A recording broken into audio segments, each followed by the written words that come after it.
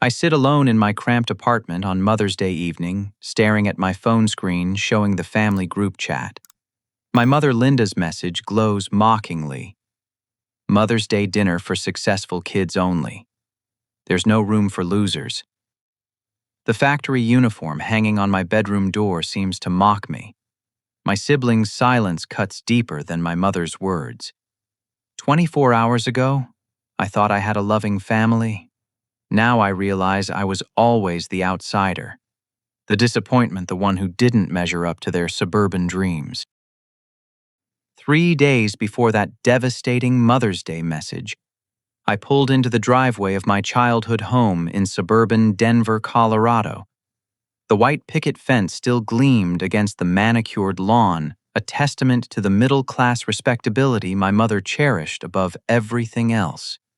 I grabbed the carefully wrapped package from my passenger seat, excitement bubbling in my chest, despite my exhaustion from pulling a double shift at the automotive parts factory. Inside that package was something I'd poured my heart into during lunch breaks over the past month. Using the woodworking shop at the factory, I'd crafted a jewelry box from reclaimed walnut complete with hand-carved roses and a velvet-lined interior. Every detail was perfect, from the brass hinges I'd polished until they sparkled to the hidden compartment I'd designed for her most precious pieces. Bryant, my sister Rachel, called out as I walked through the front door. At 32, she carried herself with the confident air of someone who'd climbed the corporate ladder at a prestigious marketing firm. Her designer dress probably cost more than I made in a week, but I pushed that thought away. Tonight was about family. My brother Marcus looked up from his laptop, offering a distracted wave. At 30 years old, he'd already established himself as a sought-after software engineer, working remotely for a tech company in Silicon Valley while living in Denver's trendy Highlands neighborhood. His casual button-down shirt looked simple enough, but I recognized the expensive brand from store windows I'd never entered. "There's my working man," Mom said as she emerged from the kitchen, wiping her hands on an apron that probably cost more than my monthly grocery budget. Linda had always been particular about appearances, but tonight something felt different in her tone. Sharper. "You might want to wash up before dinner. Your fingernails look like you've been digging ditches." The comment stung, but I'd grown accustomed to her subtle criticisms over the years. I headed to the bathroom, scrubbing my hands with the expensive soap she kept for guests. Manufacturing work left its mark no matter how careful you were. The smell of metal and machinery seemed permanently embedded under my nails, a badge of honest labor that apparently embarrassed the woman who raised me. When I returned to the dining room, the conversation was already flowing around Rachel's latest promotion. She'd landed a corner office and a substantial raise, commanding a team of 12 people at one of Denver's most prestigious advertising agencies. Mom beamed with pride as Rachel described her new responsibilities, hanging on every word like gospel. "And the best part," Rachel continued, cutting into her perfectly prepared salmon, "is that they're fast-tracking me for a VP position. I should be making 6 figures by Christmas." "That's wonderful, sweetheart." Mom gushed, her face glowing with maternal pride. "I knew all those late nights studying in college would pay off. You're going to be running that company someday." Marcus jumped in with his own success story, revealing his recent purchase of a brand new Tesla Model S. He'd paid cash, he mentioned casually, as if $40,000 was pocket change. Mom practically glowed as he described the car's features, asking detailed questions about everything from the autopilot function to the environmental benefits. I waited for a lull in the conversation before clearing my throat. "Actually, I have some good news too. I got promoted to floor supervisor last week. It comes with a pretty decent raise and my own office on the factory floor." The silence that followed felt like ice water in my veins. Mom's fork paused halfway to her mouth, her expression shifting from pride to something that looked dangerously close to disgust.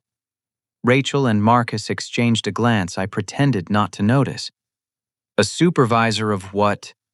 Mom finally asked, her voice dropping to that tone she used when discussing unpleasant topics. "Grease and noise.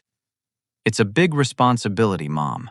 I'm overseeing quality control for our entire automotive parts division. We supply components to Ford General Motors Toyota. Without factories like ours, those cars your friends drive wouldn't exist. Bryant, she said, setting down her fork with deliberate precision. I don't understand why you choose to be ordinary when you have so much potential. The word ordinary hit like a physical blow. I thought back to the day our father died when I was 18, fresh out of high school, with college acceptance letters piling up on my desk. While Rachel and Marcus were safely established in their university programs, I was the one who stepped up. I was the one who got a job to help keep Mom afloat during those dark months when grief threatened to drown our family in debt. I was the one who worked nights at a warehouse while my siblings focused on their studies. I was the one who sacrificed my college dreams so Mom could keep the house, maintain her lifestyle, preserve the image that mattered so much to her. But sitting at that dinner table surrounded by the fruits of sacrifices I'd made for this family, all I felt was shame radiating from the woman who should have been proud. Your father would have wanted you to use your brain, not your hands. Mom continued, her voice growing colder with each word. He worked construction so you kids could have better lives. Professional lives. Lives that matter. The irony wasn't lost on me that Dad had built this very house with those same hands she now seemed to despise. He'd taken pride in creating something lasting, something that sheltered his family. But somewhere along the way, Mom had decided that working with your hands was beneath us, that success could only be measured in office buildings and business cards. After dinner, I lingered in the kitchen while Mom loaded the dishwasher, hoping for a moment to bridge the growing chasm between us. Instead, I overheard her on the phone with her neighbor Carol talking in hushed tones by the living room window. "Oh, you know Bryant," she was saying. "He's still figuring things out. Between you and me, I think he's afraid of real responsibility. Some people just aren't built for professional careers." My blood turned to ice. For months, maybe years, she'd been lying to people about my work. While I took pride in crafting precision parts that kept families safe on the road, she was telling the neighborhood I was some kind of failure to launch. The jewelry box in my hand suddenly felt heavy, worthless, a symbol of everything she couldn't understand about the value of skilled labor. I left that night without saying goodbye, the carefully crafted gift still clutched in my hands. As I drove home through Denver's quiet streets, I couldn't shake the feeling that something fundamental had broken between us. Something that might never be repaired. The woman who'd raised me to value honesty and hard work had just revealed she was ashamed of both. Mother's Day. Morning arrived with Colorado sunshine streaming through my apartment's single window. I'd barely slept, tossing and turning while replaying Mom's words from dinner. But morning brought hope the way it always does. Today would be different. Today I'd show her the gift I'd made, explain what my work really meant.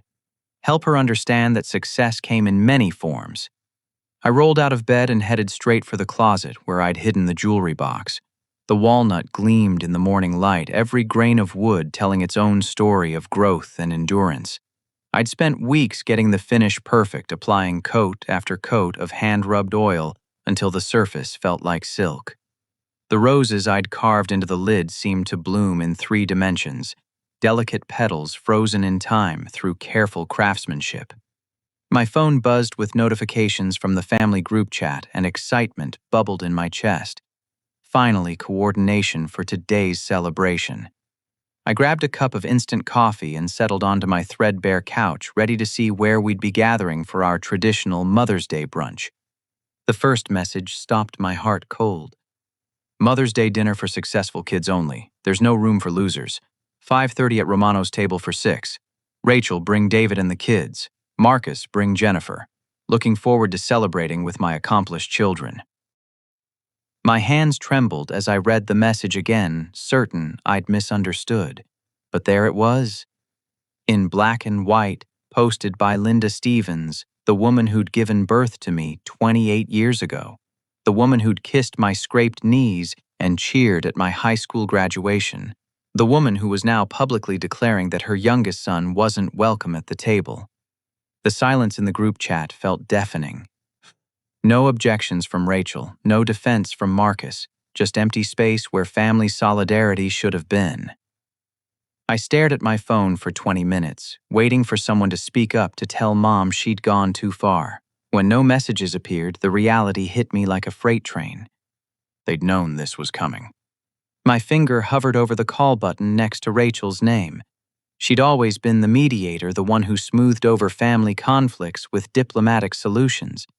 Surely she'd explain this was some kind of mistake, a moment of maternal frustration that had gone too far. Bryant. Her voice sounded strained when she finally picked up after 6 rings. Did you see Mom's message? A long pause. Look, she's been really stressed about how things went at dinner the other night. Maybe just give her some space to cool off. Pronai struggled to keep my voice level. She just uninvited me from Mother's Day dinner in front of the whole family. She called me a loser, Rachel. She didn't call you anything. She just said she wanted to celebrate with you. No, with people who are in a good place career-wise. It's not personal. But it was personal. Everything about this was personal. The woman who'd raised me had decided I wasn't worthy of sharing a holiday table with my own siblings because my paycheck came from a factory instead of an office building. Did you know she was going to do this? I asked. Another pause longer this time. We talked about it yesterday. She's just disappointed Bryant. She had such high hopes when you graduated high school. You were valedictorian for crying out loud. You could have been anything. I am something. I'm a supervisor at one of the most respected manufacturing facilities in Colorado. I make parts that keep people safe. I employ dozens of people. How is that nothing, Hugh?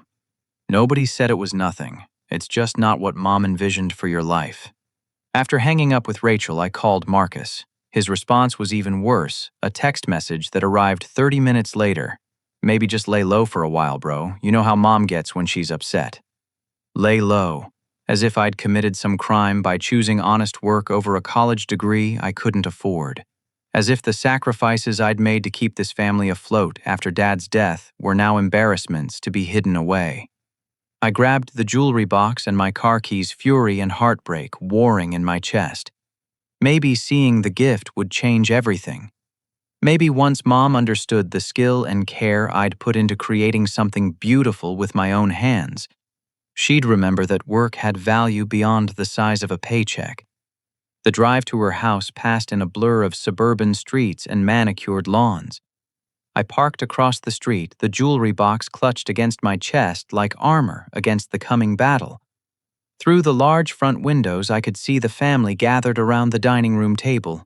Rachel's husband, David, was carving what looked like a crown roast, while her twin daughters, Emma and Sophie, giggled at something Marcus had said. Jennifer, Marcus's girlfriend, was helping Mom arrange flowers in an expensive-looking vase.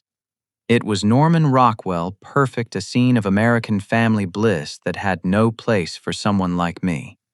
I watched Rachel lean over to kiss Mom's cheek, watched Marcus raise a champagne flute in what was obviously a toast. The laughter floating through the windows felt like knives in my chest. Mom spotted me through the glass and her face immediately hardened. She said something to the others who all turned to look in my direction, with expressions ranging from pity to discomfort. Then she walked outside, closing the front door firmly behind her, like I might contaminate her perfect celebration. What are you doing here, Bryant? She didn't look at the gift in my hands. It's Mother's Day, Mom. I brought you something I made. I thought I was clear in my message. Today is for family members who've made something of themselves. I'm tired of pretending your choices don't embarrass me. The words hit like physical blows. Embarrass you, Mom? I've been supporting this family since I was 18 years old. When Dad died, I'm the one who kept us afloat while Rachel and Marcus finished school. I'm the one who worked nights so you could keep this house. How does that embarrass you? Because my friends' children are doctors and lawyers and engineers. What am I supposed to tell them when they ask about my youngest son, that he chose to waste his potential working in a factory, that he could have been anything but decided ordinary was good enough? Dad worked construction. Did he waste his potential too? Her face flushed red. Your father didn't have choices. You do.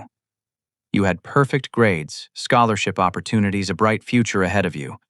Instead, you threw it all away to play with tools and grease. I didn't throw anything away. I made a choice to help my family when they needed me most, and you know what, I've built a good life. I own my apartment, I have money in savings. I'm respected at my job. When did that become something to be ashamed of? Huh. She glanced back at the house where our family was celebrating without us. I won't have this conversation on my front lawn where the neighbors can hear. You made your choice, Bryant. Now live with it. So that's it. 28 years of being your son, and you're just done. For a moment, something flickered in her eyes that might have been regret, but then her walls came back up and her voice turned to ice. I'm proud of Rachel and Marcus because they listened to me. They built careers that matter. You chose a different path, and frankly, it's not one I can celebrate. She turned and walked back into the house without looking at the gift I'd spent weeks creating. Through the window, I watched her rejoin the celebration as if nothing had happened. The laughter resumed, the champagne flowed, and life continued for everyone except the son who'd just been erased from the family portrait. I sat in my car for an hour, staring at the jewelry box that would never find its intended home. Inside that house was everything I'd once thought I belonged to: siblings who shared my childhood memories, nieces who called me Uncle Bryant, a mother who'd sung me lullabies and taught me to tie my shoes. Now I was just a reminder of dreams she thought I'd failed to fulfill. As I drove home through Denver's quiet streets, I made a decision that would change everything. If Linda Stevens wanted successful children only then, Bryant Stevens would become more successful than she ever imagined. But he'd do it somewhere she'd never have to be embarrassed by his blue-collar roots again. The weeks following Mother's Day passed like a fever dream of 12-hour shifts and careful planning. I threw myself into work with an intensity that worried my colleagues, arriving early and staying late, volunteering for every overtime opportunity the plant offered. My supervisor, Carl Martinez, was a 50-something former Navy mechanic who'd worked his way up from the floor over 2 decades. "You trying to live here now?" "Stevens," he asked one Thursday evening as I finished calibrating equipment that could have waited until morning. "That's the 4th double shift you've pulled this week."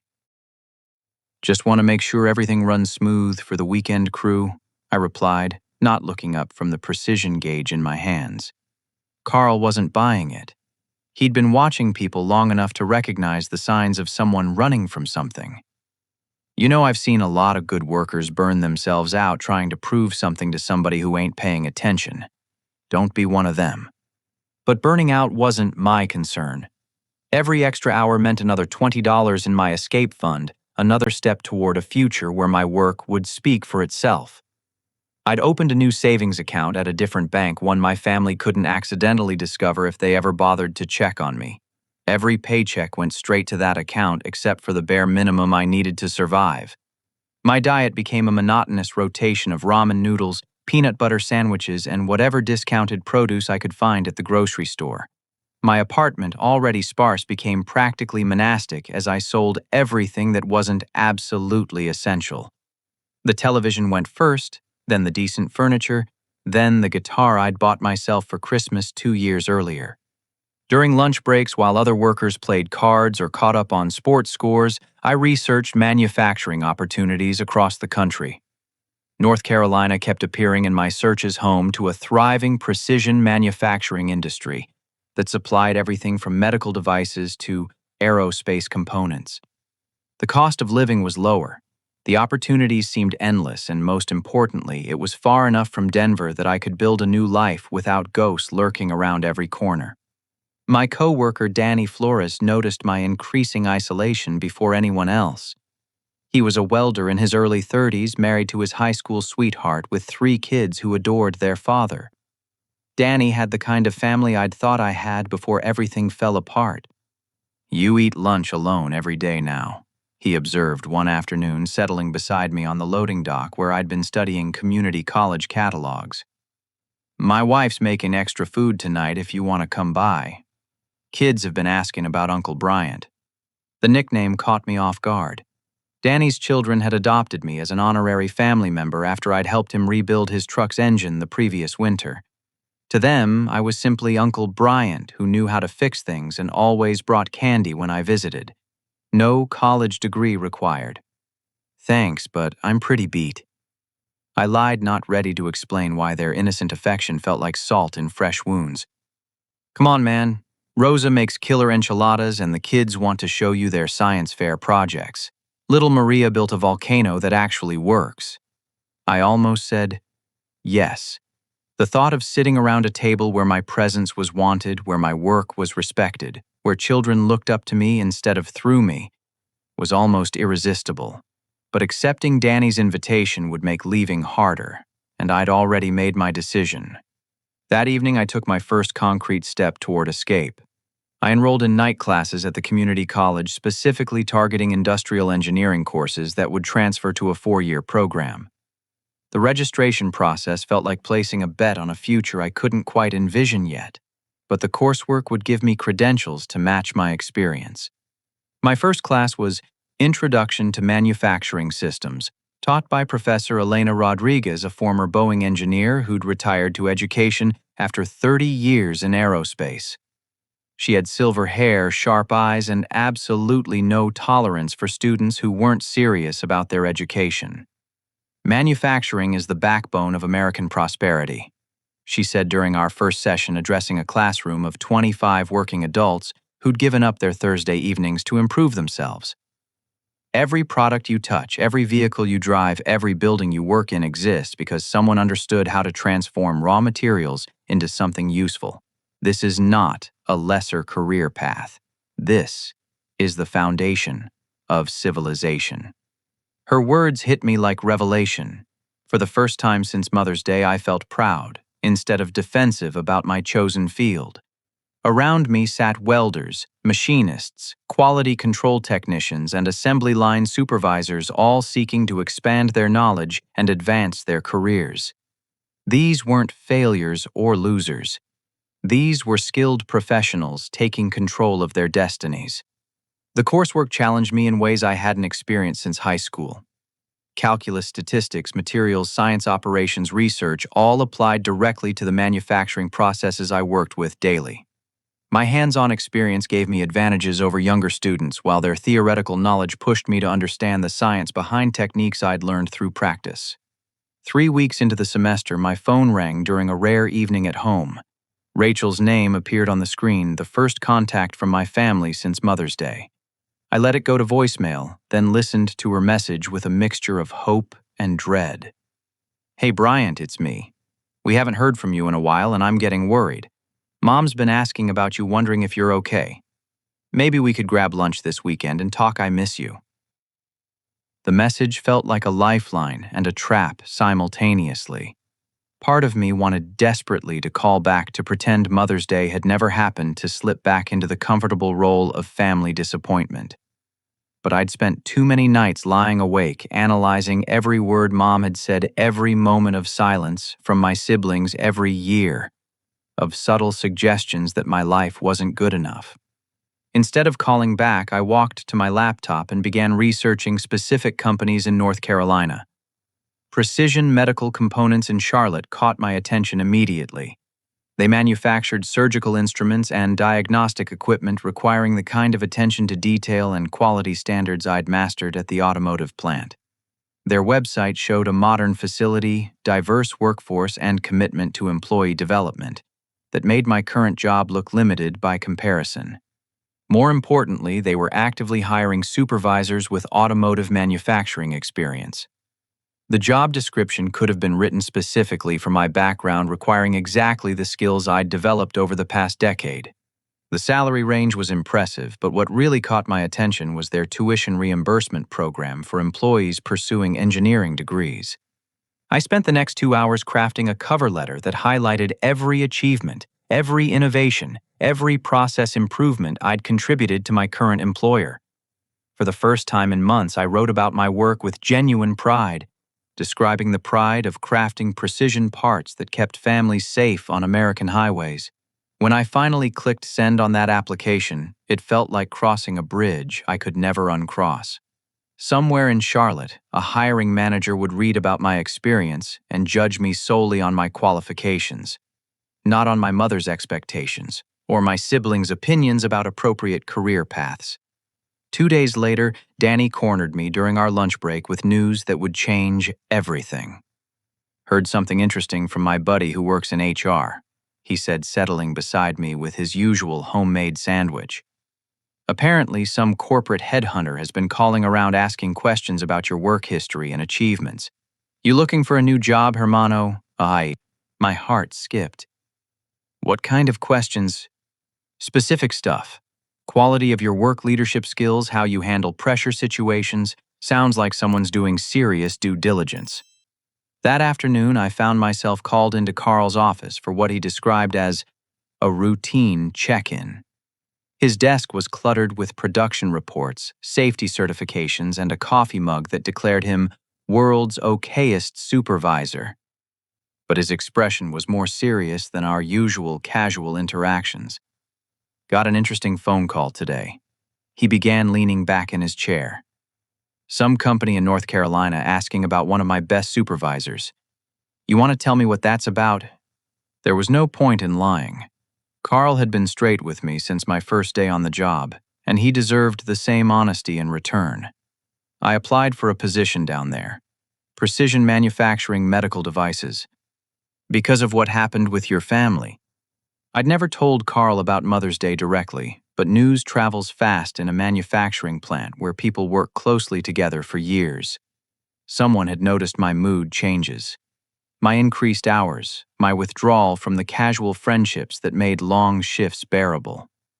"Because I want more than this town can offer," I said finally. Carl nodded slowly, understanding written across his weathered features. "You know, 20 years ago, I had a choice between staying here and taking a job with Lockheed Martin in California.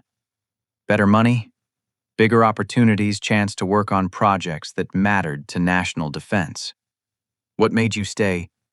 "Family pressure. My parents thought California was too far away, too different. Said I should be grateful for steady work close to home." He gestured around his small office.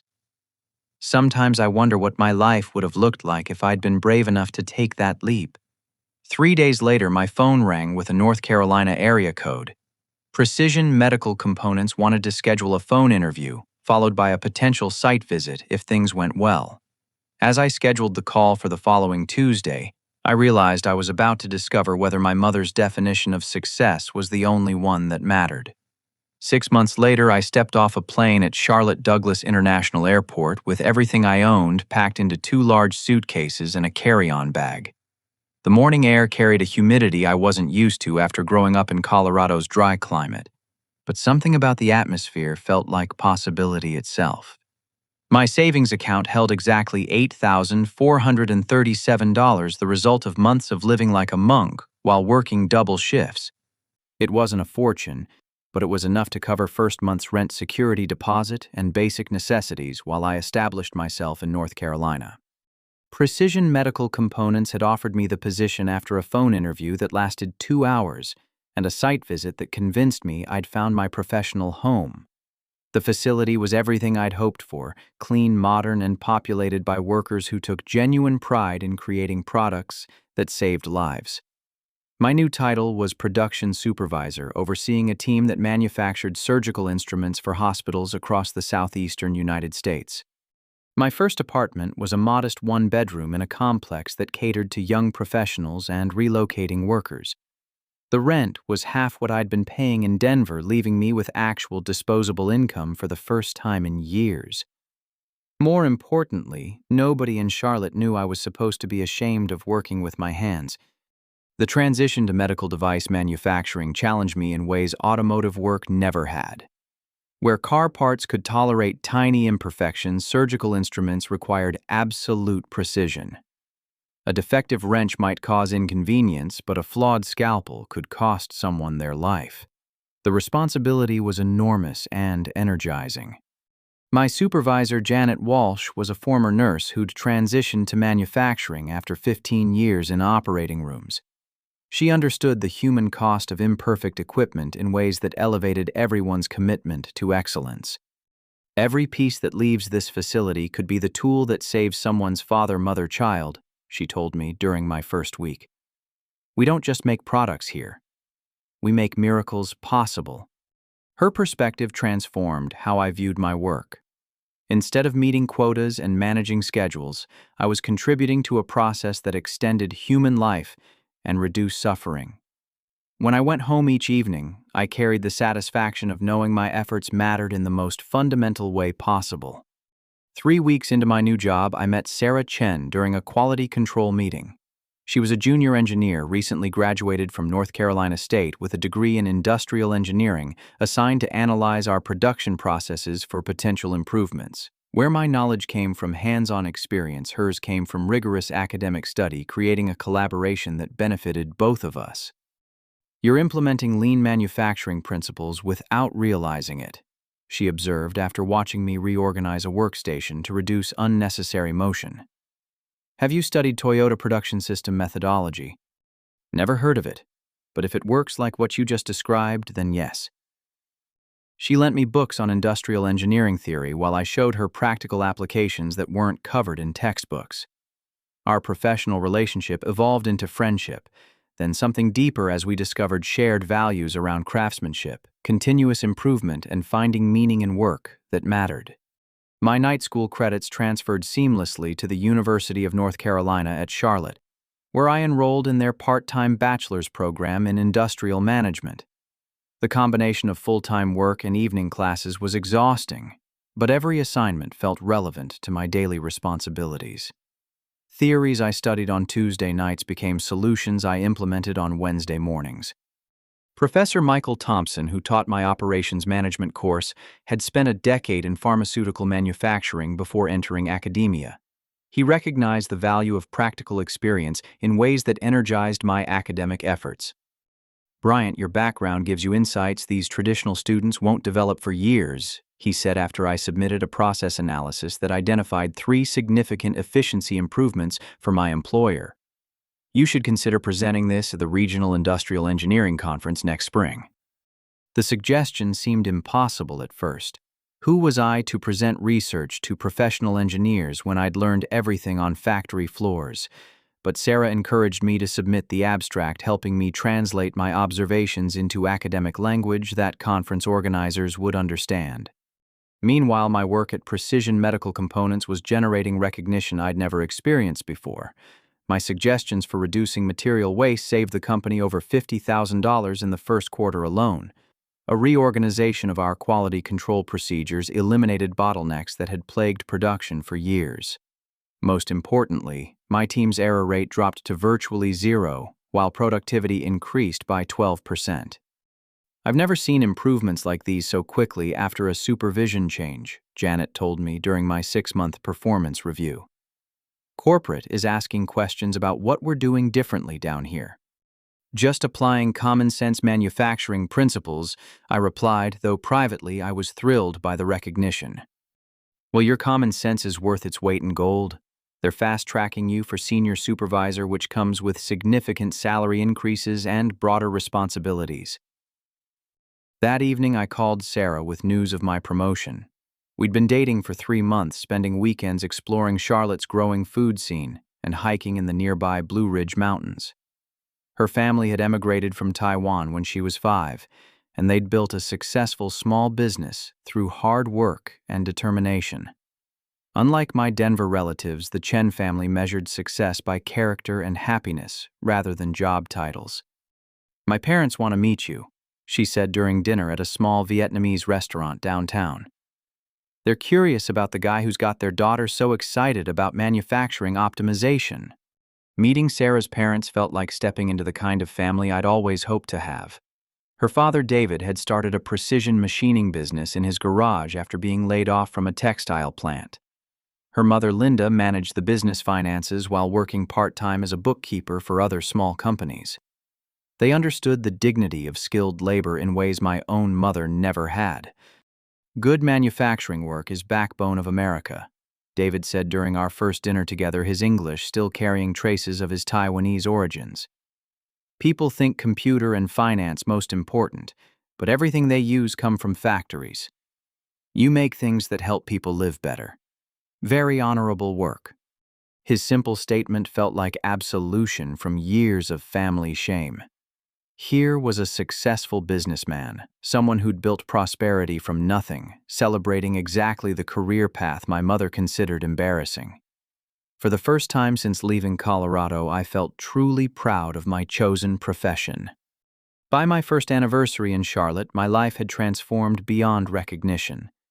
My apartment was furnished with pieces I'd chosen rather than inherited, decorated with photographs of achievements instead of family obligations. I owned a reliable car, had money in savings, and felt genuine excitement about going to work each morning. More importantly, I was building relationships based on mutual respect rather than family obligation. Sarah challenged me intellectually while supporting my ambitions. Her parents treated me like the son they'd never had interested in my work and proud of my accomplishments. My colleagues valued my contributions without questioning whether my career choices disappointed anyone. The turning point came during a company meeting where our plant manager announced that Precision Medical Components had landed a major contract with the Department of Veterans Affairs to supply surgical instruments for military hospitals. The project would require expanding our workforce by 40% and implementing new quality standards that exceeded anything we'd handled previously.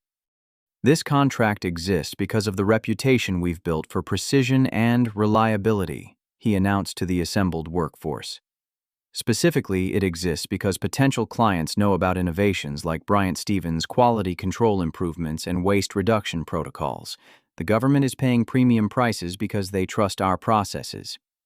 Hearing my name associated with a contract worth millions of dollars felt surreal. 2 years earlier, my mother had been too embarrassed to tell neighbors about my job. Now my work was being recognized by federal agencies as worthy of protecting American military personnel. That evening, I stood on my apartment balcony looking out over Charlotte's skyline city lights, twinkling like possibilities I was only beginning to explore. My phone contained no messages from family members in Colorado, no questions about my well-being or congratulations on my achievements.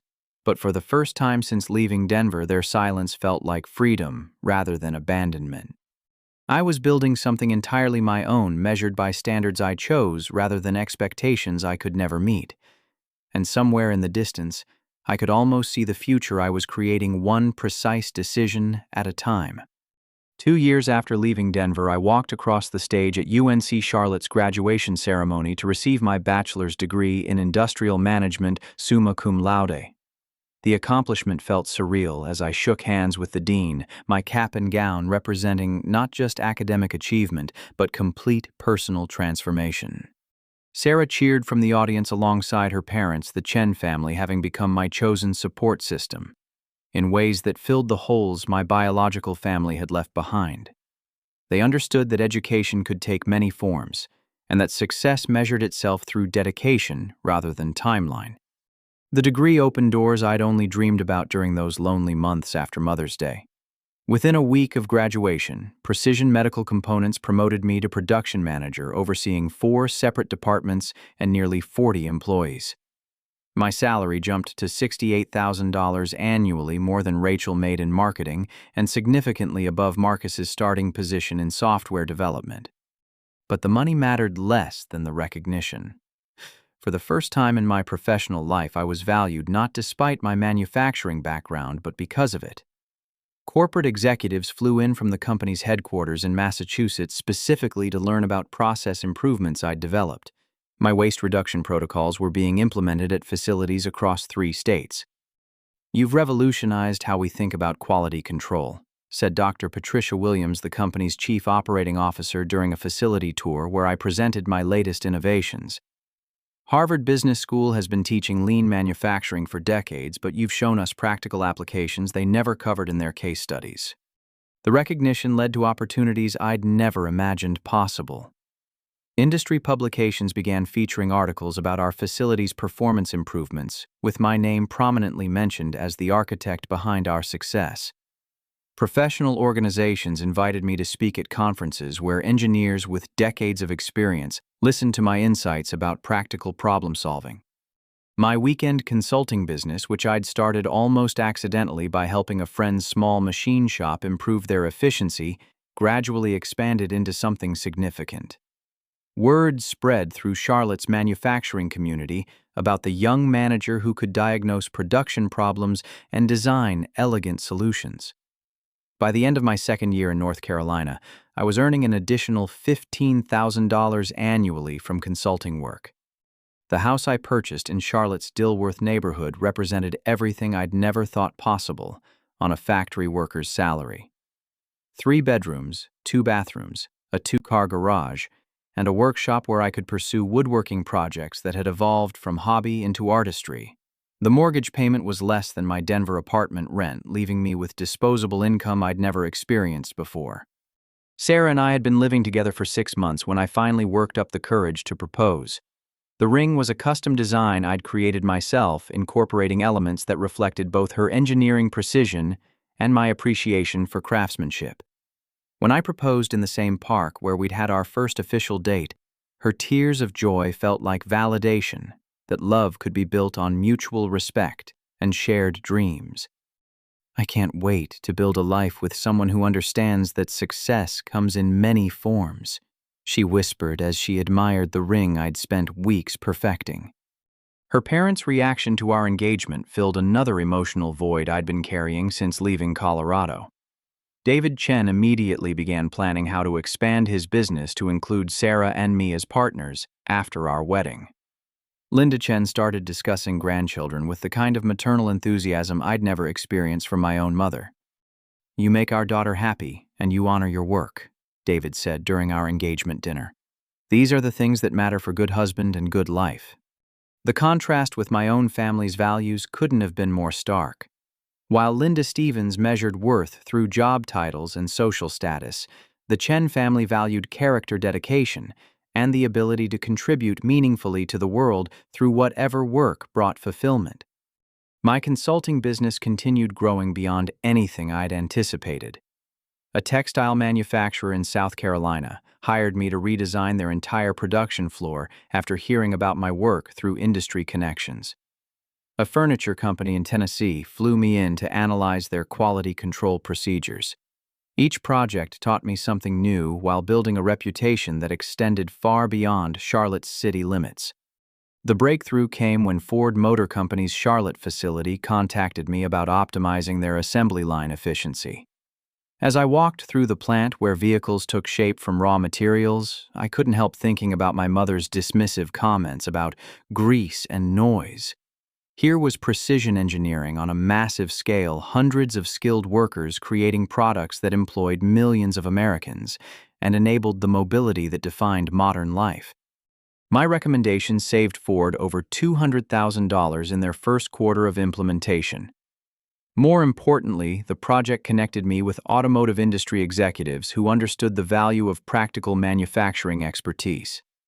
Within 6 months, I had consulting contracts with 3 major automakers, each paying fees that exceeded my annual salary at Precision Medical Components. The success forced a decision I'd been avoiding, whether to remain safely employed or take the entrepreneurial leap that would let me build something entirely my own. Sarah encouraged the risk offering to support us both financially while I established my consulting firm as a full-time venture. "You've proven you can succeed in anyone else's system," she said one evening as we discussed the possibilities over dinner. "Now, let's see what you can build when you're making all the decisions."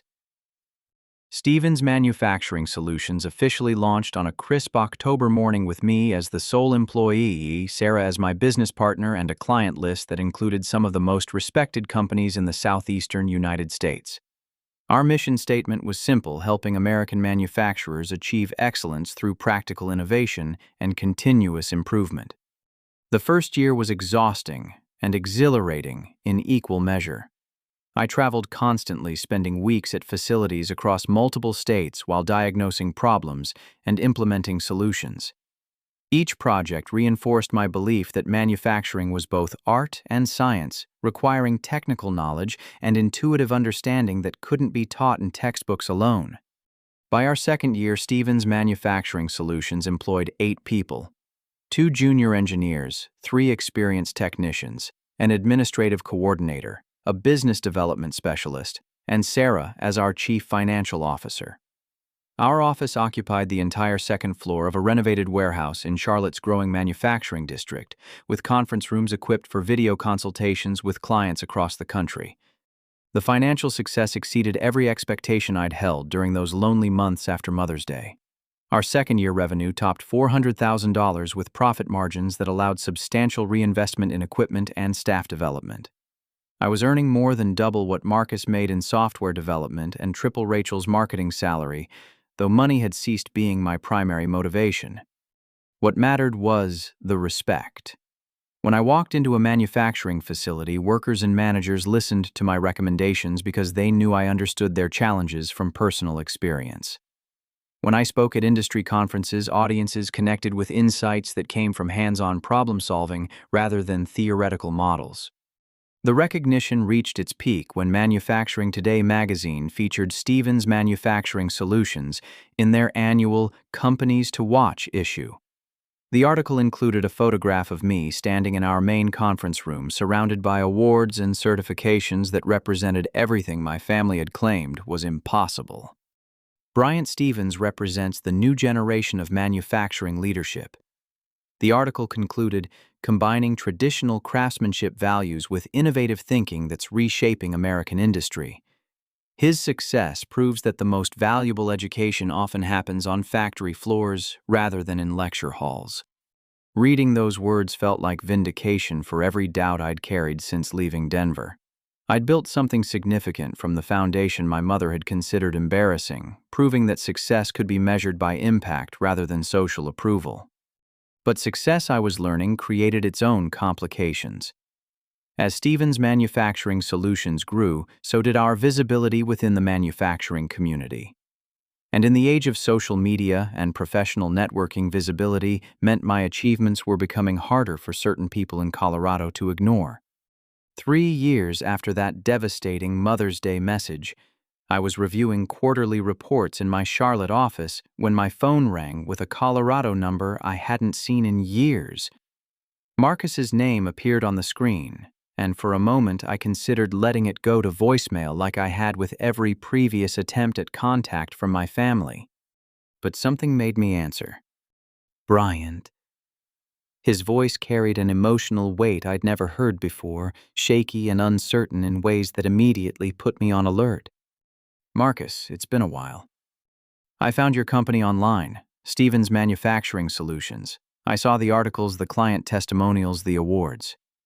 He paused, struggling with words that seemed almost too difficult to speak.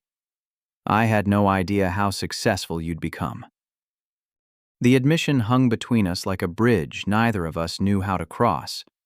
My brother, the software engineer who'd always been held up as the family's technical genius, was calling to acknowledge achievements he'd discovered through Google searches, rather than family communication. What's going on, Marcus? This isn't a social call. Everything's falling apart here, Bryant. Rachel's marriage is imploding because David's been gambling away their savings. He's into loan sharks for amounts that could cost them their house. And I got laid off 3 months ago when my company downsized their development team.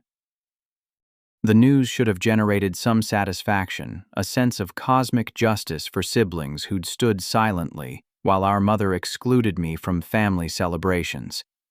Instead, I felt only sadness for the pain my brother was carrying.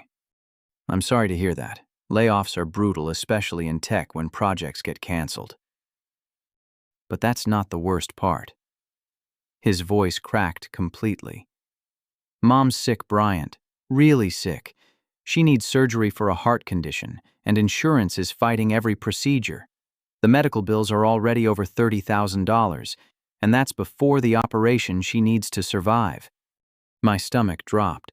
Whatever anger I carried toward Linda Stevens, the thought of her facing mortality alone felt like ice in my veins. How serious is it? The doctors say she has maybe 6 months without the surgery. With it, she could have years. But the cost? He trailed off, the financial implications hanging heavy in the silence. You're calling because you need help paying for it. We're calling because the family is broken without you."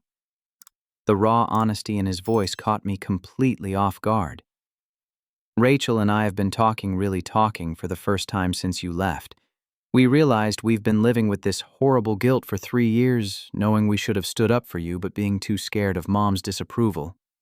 I walked to my office window looking out over Charlotte's skyline while processing emotions I'd thought I'd buried permanently. Scared of what exactly? Scared of being the next one she decided wasn't successful enough. Scared of losing her approval if we defended choices she couldn't understand. We were cowards, Bryant, and we've been paying for it ever since. Where is she now? At home, pretending she's fine while reading every article about your company she can find online. She's got a folder, Bryant. A folder full of newspaper clippings about Stevens Manufacturing Solutions magazine, features professional awards. She's been following your career for years. The revelation hit like a physical blow. While I'd been building my life assuming complete family indifference, my mother had been secretly documenting my achievements. The woman who'd been too embarrassed to acknowledge my factory work had been collecting evidence of the success I'd built from that foundation. "She never threw away the jewelry box you made her," Marcus continued. "It sits on her nightstand every single day. She keeps her most precious jewelry in it, says it's the most beautiful thing anyone's ever made for her."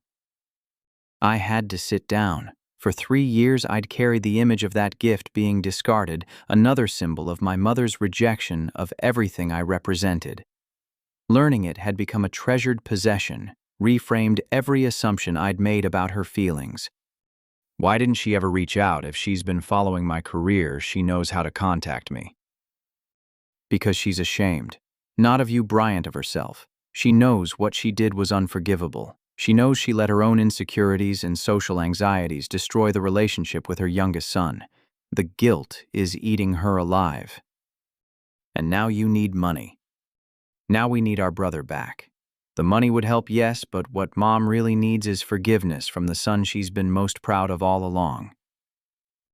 Proud of Marcus, she called me a loser in front of the entire family. Because she was terrified of being judged by people who didn't matter. Because her own father spent her childhood telling her she'd never amount to anything unless she married someone successful. Because she measured her worth as a mother by whether her children met other people's expectations, instead of whether they were happy. The psychological insight into my mother's behavior created a new framework for understanding her cruelty. Linda Stevens hadn't rejected my career because she didn't value hard work. She'd rejected it because she'd been programmed to believe that other people's opinions determined her success as a parent. "She wants to apologize," Marcus continued, "but she doesn't know how. How do you ask forgiveness from someone whose life you tried to diminish? How do you rebuild a relationship with a son who's achieved more than you ever imagined, while you were too proud to admit you were wrong?" 3 days later, Rachel called with her own confessions. Her marriage was indeed falling apart, not just because of David's gambling, but because she'd realized she'd built her entire identity around other people's approval rather than her own values. The corner office and impressive salary felt meaningless when she went home to arguments and financial stress every night. "I look at your social media posts with Sarah and her family, and I see something I've never had," she admitted during our 2-hour conversation. "Genuine happiness. People who love you for who you are rather than what you achieve. I've been chasing promotions and raises my whole life, but I've never felt the kind of contentment you radiate in those photos. You could have that, Rachel. It's not too late to change direction." Maybe. But first I need to figure out how to fix the damage I've caused, starting with my relationship with my brother. The family reconciliation began slowly, carefully through phone conversations that gradually rebuilt trust and understanding. I learned that my siblings had been carrying their own forms of suffering, trapped by the same expectations that had driven me away, but lacking the courage to escape them. Rachel's marriage was ending, but she'd found peace in the decision after years of trying to force happiness through material achievements. Marcus had used his unemployment as an opportunity to reassess his priorities, realizing that his software development career had been chosen to impress our mother rather than fulfill his own interests. We all got caught in Mom's trap of measuring success through other people's eyes, Rachel said during one of our conversations. The difference is you were brave enough to break free and build something authentic. Marcus and I stayed trapped, thinking we were winning while actually losing ourselves. The revelation that my mother had been secretly following my career created the strangest mixture of vindication and sadness I'd ever experienced. Every article she'd saved represented acknowledgement she'd been unable to give directly. Every achievement she'd documented was approval she'd been too proud to express. But the medical crisis had stripped away her ability to maintain emotional distance. Facing potential death had forced her to confront the relationships she'd damaged through unrealistic expectations and social anxiety. "She wants to see you," Marcus finally said during our 5th phone conversation. Not because she's dying, though that's part of it. Because she finally understands that she's been wrong about everything that matters. She wants the chance to tell you she's proud before it's too late. The invitation to return to Colorado felt like completing a circle I'd spent years trying to escape. But Sarah's encouragement combined with my own need for closure convinced me that some conversations were worth the risk of reopening old wounds. "If you don't go, you'll always wonder what might have been possible," Sarah said as we discussed the decision over dinner. "And if the conversation goes badly, you'll still have the life you've built here. Nothing," she says, "can take away what you've accomplished." 2 weeks later, I boarded a plane to Denver for the first time since my escape 3 years earlier. In my carry-on bag was a portfolio documenting Stevens Manufacturing Solutions' achievements, not because I needed to prove anything to my family, but because I wanted to share the pride I'd learned to feel about my chosen path. The flight to Denver felt like traveling backward through time, each mile reversing the progress I'd made toward becoming the man I'd always been meant to be.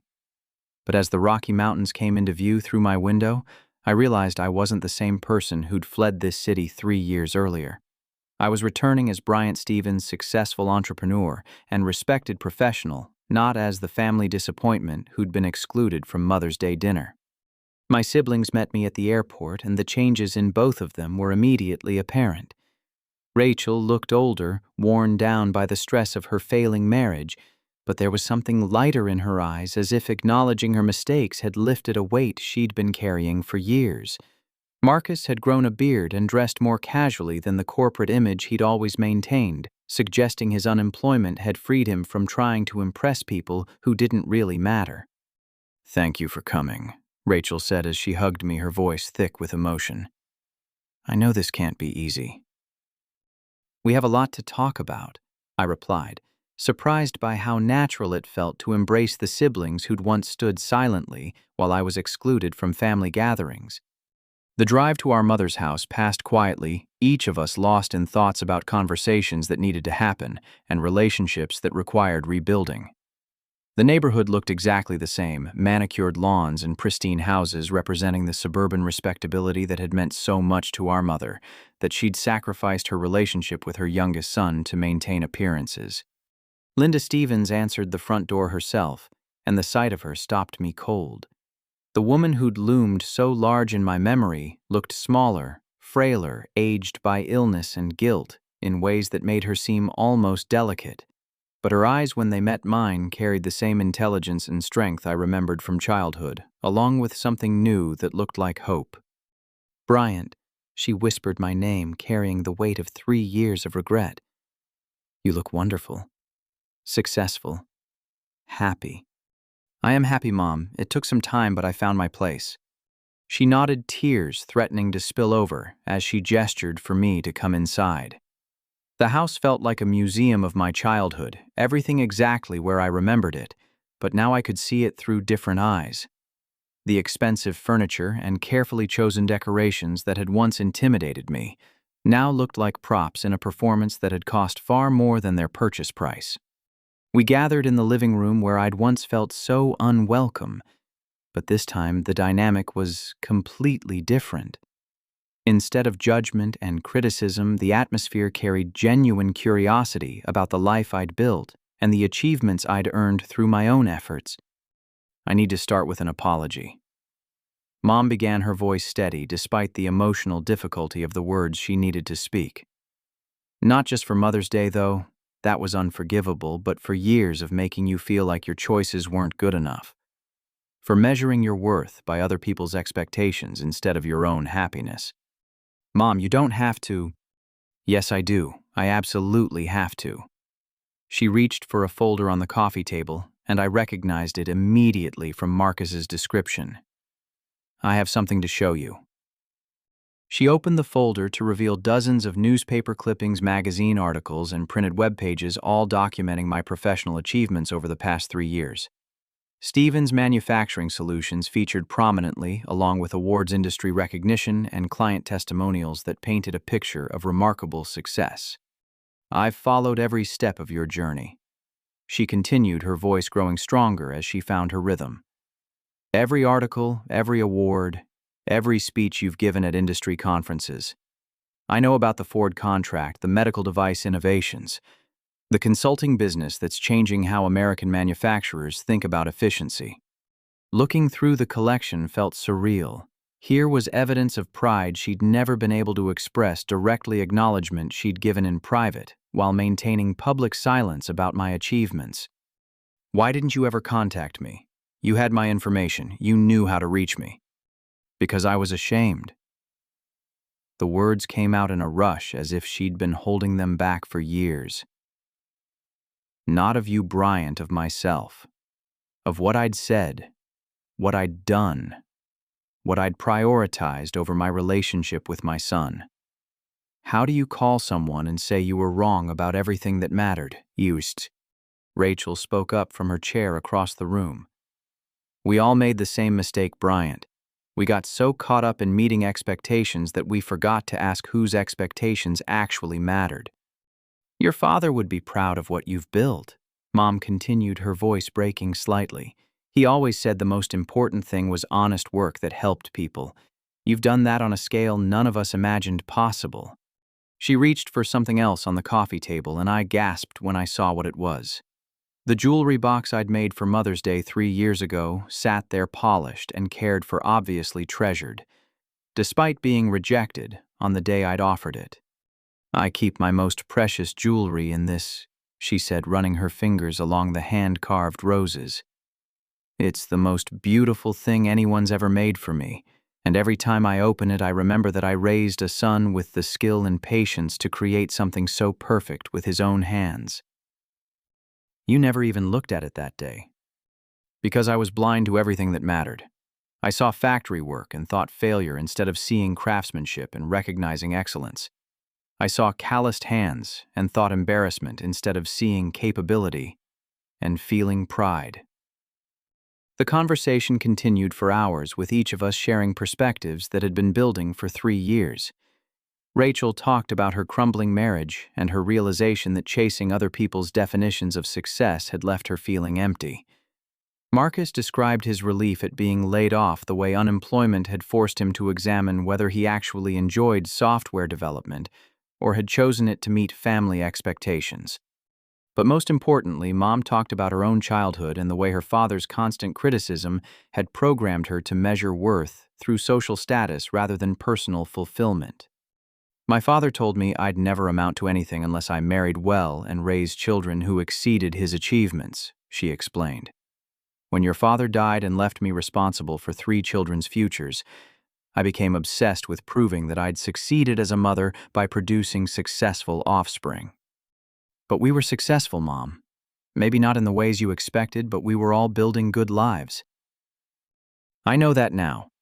It took almost losing you permanently to understand that success comes in many forms, and the most important form is happiness combined with purpose. You found both, Bryant, despite my interference rather than because of my guidance. Over the following days, I took my family on a journey through my life in Charlotte. I showed them photographs of my house, my office, the awards Stevens Manufacturing Solutions had earned for excellence in manufacturing consulting. I introduced them to Sarah through video calls and watched Mom's face light up as she realized I'd found someone who loved and supported the person I actually was, rather than who I was supposed to become. Most importantly, I shared client testimonials that demonstrated how my work was making a difference in people's lives. Manufacturing facilities that had been struggling were now thriving. Workers who'd been laid off due to inefficiency were back on stable career paths. Medical device companies were producing better instruments that improved surgical outcomes. "This is what I never understood," Mom said as we reviewed a case study about a textile plant I'd helped modernize. "Your work doesn't just fix machines and improve processes. You're preserving American manufacturing jobs and helping companies create better products. That's not ordinary, Bryant. That's extraordinary."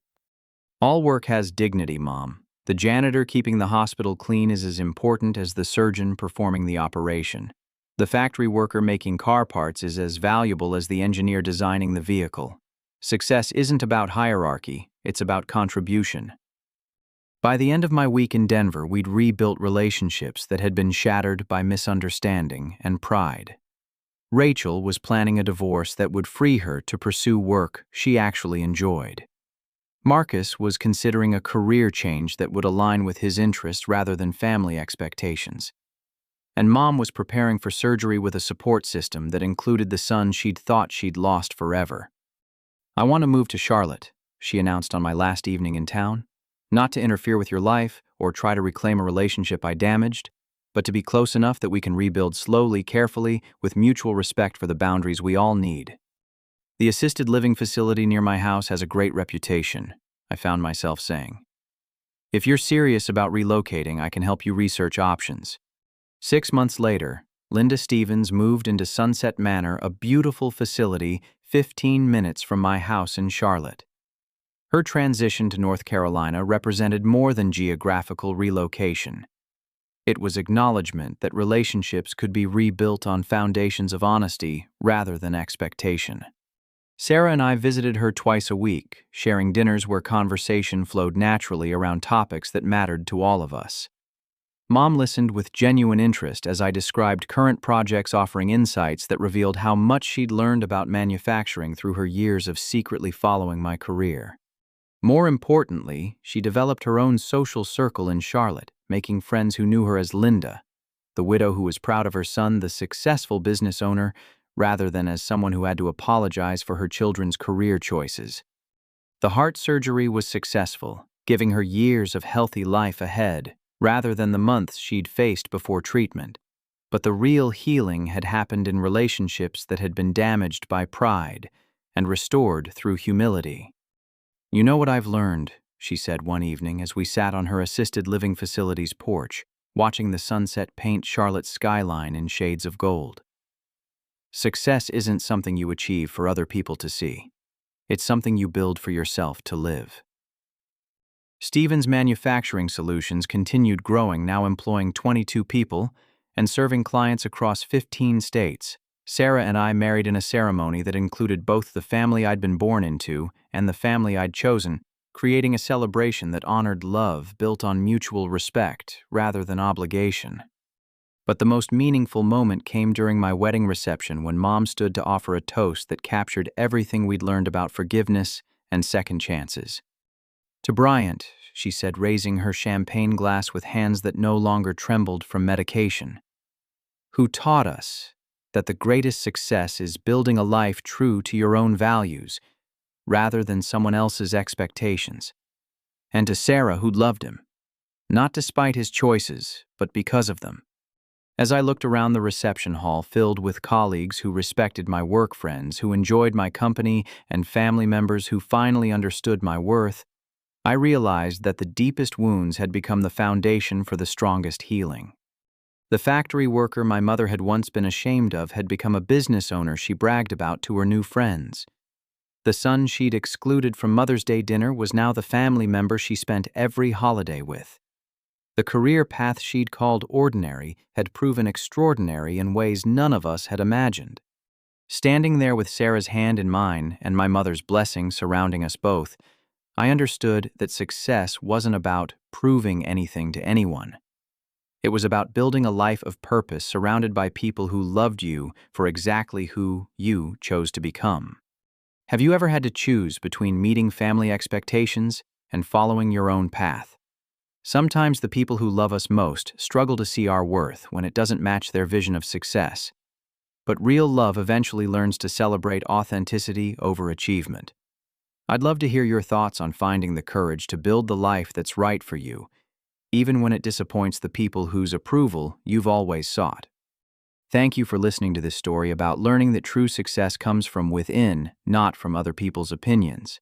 If this resonated with you, please take a moment to like this video, subscribe for more stories about overcoming family challenges and building authentic success, and share this with anyone who might need to hear that their worth isn't determined by other people's expectations. Your support helps these stories reach people who need to know they're not alone in their struggles. Remember, sometimes the greatest gift we can give ourselves is the freedom to become who we're meant to be, regardless of who others think we should become. Until next time, keep building the life that makes you proud.